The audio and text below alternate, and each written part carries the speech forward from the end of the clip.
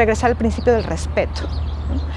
Como un horizonte ético y político de una práctica educativa y que tiene que ver con un respeto hacia las personas mayores, ¿no? Hacia los saberes comunitarios que existen en las localidades y un respeto también hacia la naturaleza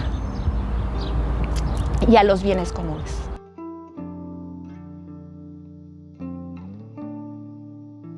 La comunidad de Cherán está situada en el corazón de la meseta purépecha. Es una comunidad y es municipio. Ellos son purépechas. Es una ciudad media, ¿no? Digámoslo así. En la actualidad, la comunidad, según el INEGI, tiene alrededor de 22,000 habitantes, pero es un dato que hay que tomar con muchas pincitas porque pues, es una comunidad donde hay mucha migración, ¿no? Entonces un investigador local que se llama Casimiro Leco piensa que más o menos hay 10,000 personas fluctuando que pueden estar 6 meses en Cherán y 6 meses fuera de Cherán. O sea, hay una población bastante flotante. El 15 de abril del 2011, 2 mujeres junto con un grupo de jóvenes se enfrentaron a un grupo de talamontes, a 4 o 5 camiones de talamontes, no recuerdo bien, que venían resguardados por el crimen organizado. El crimen organizado ha diversificado sus fuentes de ingreso en México, está muy aliado con empresas y hay un corredor entre economía legal e ilegal. Entonces, en los pueblos michoacanos lo que empezó a hacer el crimen organizado, como pasa en muchos lugares, es que empezó a establecer un toque de queda. Y estos empresarios eran empresarios forestales. Se estaban acabando el bosque. En la comunidad de Cherán durante mucho tiempo estuvo gobernando el PRD, acababa de regresar el PRI de nuevo al poder. Y al parecer el presidente Bautista hizo pacto con el crimen organizado para facilitar el despojo territorial. Y la comunidad cuenta que más o menos diario bajaban de 200 a 300 camiones todo el día, o sea, no los dejaban dormir. Camiones que venían bajando con madera cada día, y después de bajar la madera lo que hacían era prenderle fuego a las hectáreas para convertir ese suelo en aguacate, con costales en los 5 puntos de entrada de la comunidad. Y las barricadas no solamente tenían la idea de la defensa del conurbado, sino también la defensa territorial, ¿no? O sea, se levantaron en puntos estratégicos y a partir de aquí empezó un proceso de autositio. La comunidad se atrincheró, se autositió y empezaron un proceso organizativo. Esta movilización coincidió con el calendario electoral y la comunidad decidió que no podía seguir en una democracia representativa donde finalmente pues, los partidos políticos solamente veían por ellos mismos, ¿no? La toma de decisiones no los tomaban en cuenta. Antes de este proceso, ellos fueron a reclamar, ¿no? Y a demandar que existía un saqueo territorial. Nadie les hizo caso, o sea, ni el municipio, ni el estado, ni la federación. Y pues ellos decidieron empezar un proceso de libre determinación conforme a lo que se llaman usos y costumbres. El proceso de libre determinación en las escuelas de los pueblos indígenas ha sido variado, ¿no? Yo no puedo hablar de todos los procesos porque todos los procesos son diversos, ¿no? Podría hablar un poco pues, de los procesos en los que yo he estado inmiscuida, puesto. Y entiendo yo, bueno, por un lado hay que entender que la escuela, ¿no? O sea, la escuela en sí misma se metió dentro de los pueblos indígenas como un dispositivo cultural, ¿no? Un dispositivo con que cambiar pues, ciertos aspectos que se pusieron o se consideraron como culturales, ¿no? Como el habla, la vestimenta, ciertas prácticas espirituales de los pueblos indígenas y sobre todo muy cuestionada como la parte higiénica, ¿no? O sea, como un proceso de higienización de las comunidades y los pueblos indígenas. Y si tomamos en cuenta esto, pues se tomó la cultura, se puso la lengua como una cuestión cultural y yo creo que, bueno, Yasnaya Aguilar ha mencionado que la lengua, más que una cuestión cultural, tiene que ver con un territorio cognitivo, ¿no? Porque es la que te permite, ¿no?, conocer, relacionarte con ciertos aspectos de la vida comunitaria y de la vida territorial de los pueblos indígenas.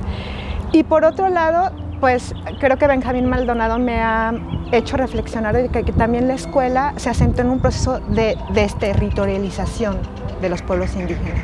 O sea, casi siempre los pueblos indígenas cedieron el espacio escolar de forma voluntaria, en comodato, a las escuelas, y eso lo que hizo fue alejar el poder comunal de las escuelas y meter el poder del sistema educativo estatal o federal, ¿no?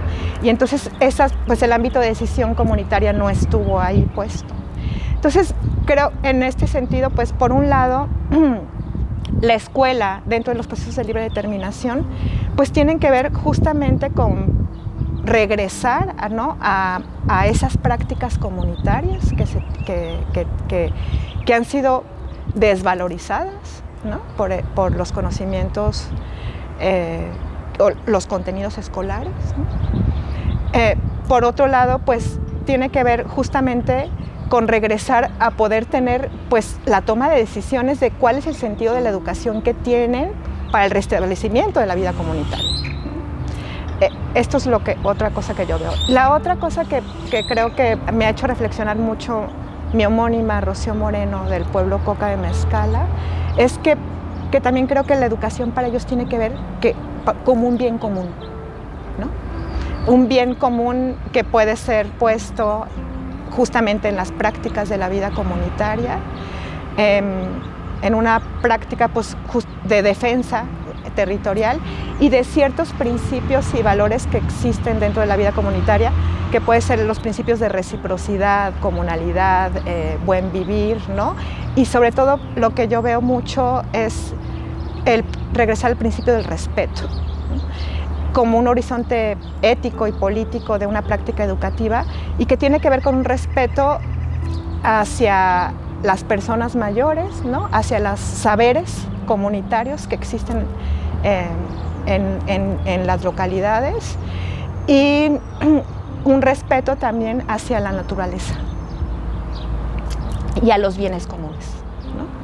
Entonces, creo que ahí esa palabra del respeto creo que es algo que me han dicho mucho, que tendría que empezar a ponerse mayor acento dentro de la educación. ¿Por qué es importante cuestionar las lógicas de escolarización y procesos educativos institucionalizados, ¿no?, dentro de la educación? Bueno, hay teóricos, ¿no?, que nos dicen que la educación finalmente tiene lógicas de una reproducción, de una lógica estatal o del capital, ¿no? Y que también han funcionado para la reproducción de las desigualdades socioeconómicas, ¿no?, y la división de las clases sociales. Yo creo que lo principal que yo cuestiono dentro de la educación son varias cosas. Una tiene que ver con los procesos de enseñanza-aprendizaje dentro del aula y con las jerarquías. Y creo que aquí para mí es el principal cuestionamiento. O sea, finalmente, ¿qué pasa con los procesos? O sea, la institucionalización de un proceso educativo pues tiene que ver con contenidos que se piensa que son mayores, ¿no? Que son los contenidos que son válidos, ¿no? Que son los conocimientos que tenemos que tener universalmente todos. Y que ese tipo de conocimientos se considera que están por arriba, ¿no?, de cualquier conocimiento local, de cualquier sabiduría que existe en las personas mayores. Y por un lado, pues hay muchas formas de conocer. Hay muchas formas de producir conocimiento, no hay una única sola, ¿no? En el caso del proceso un poco escolarizado y los contenidos institucionalizados y este tipo de jerarquías, pues existe un desprecio, ¿no? hacia los saberes populares, hacia los conocimientos locales, hacia los conocimientos de los pueblos indígenas, hacia los conocimientos de los pueblos afrodescendientes, hacia los conocimientos de los abuelos. Siempre estamos en conflicto. Y entonces, lo universal, ¿no? La homogeneidad, borra esa diversidad y ese conflicto. Y nos hace, por un lado, creo que es importante aprender a evitar el conflicto, ¿no? Aprender a estar en conflicto y no tenerle miedo a que a lo mejor ese conflicto tiene otra situación pedagógica atrás. Y entonces, de repente, esos saberes que son universales y demás, lo que también hacen es borrar un pensamiento crítico, ¿no? O sea, de no cuestiones, ¿no? Esta es la verdad última, esto es lo que es válido. Entonces, no hay un proceso dialógico, ¿no? Ni de aprendizaje, sino hay una situación bastante vertical, ¿no? Y autoritaria. Y creo que esto es justamente lo que quiere romper. Y también lo otro que yo creo que se quiere romper es pensar, o tenemos que, como que de repente pensamos que educarse, aprender dentro de la escuela, ¿no? Es como aburrido, ¿no? Son 4 paredes, estamos todos sentados y le hemos perdido ahí como una cuestión fundamental, y que es que el conocimiento tiene movimiento, se mueve, ¿no? Se está regenerando constantemente. O sea, no es una situación estática como en un salón de clases. O sea, lo vamos alimentando, lo vamos cuestionando, ¿no? O sea, hay cosas que pensamos que después vemos que son erróneas y las cambiamos, ¿no? Entonces tiene un movimiento, y este movimiento pues también tiene que ver con el cuerpo, ¿no? Y no tiene que ver con un proceso institucionalizado en las 4 paredes del hogar. Porque también hay un aislamiento, ¿no? Hay un aislamiento que no te permite tener relaciones sociales, y estamos hechos de relaciones sociales. Entonces también es una negación, ¿no? Hacia esa forma de que vivimos y existimos a través junto con otras personas, ¿no? Y entonces lo que hace este proceso de escolarización es justamente replegarte, ¿no? Y pensar que tú individualmente tienes un éxito, ¿no?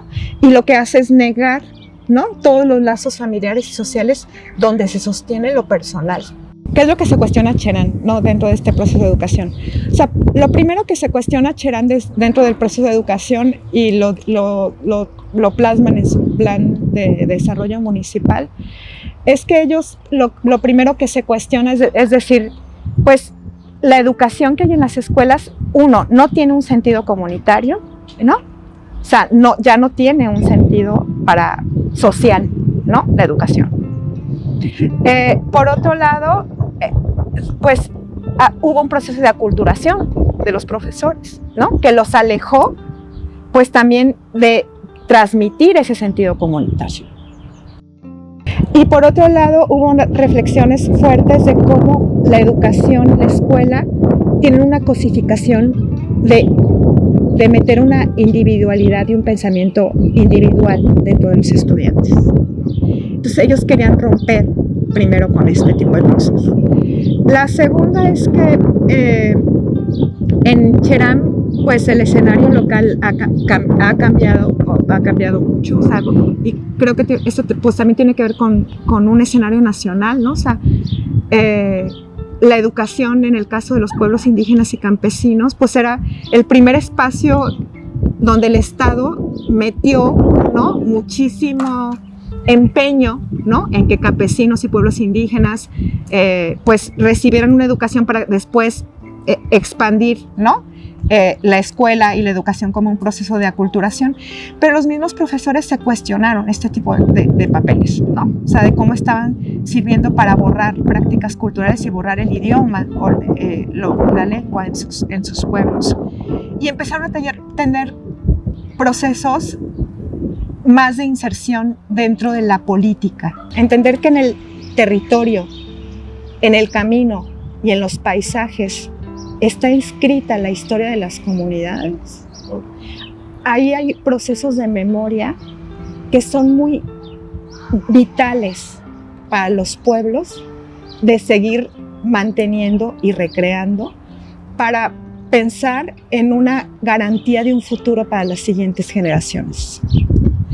Y entonces yo creo que aquí es la respuesta que a mí me parece que es, o sea, yo a la hora que escucho los procesos de libre determinación de las comunidades de Mezcala, de las comunidades zapatistas, de las comunidades de Cherán, y a la hora que les preguntas por qué una educación o por qué una educación distinta, ellos te dicen que es una educación distinta para las futuras generaciones. No están luchando para ellos.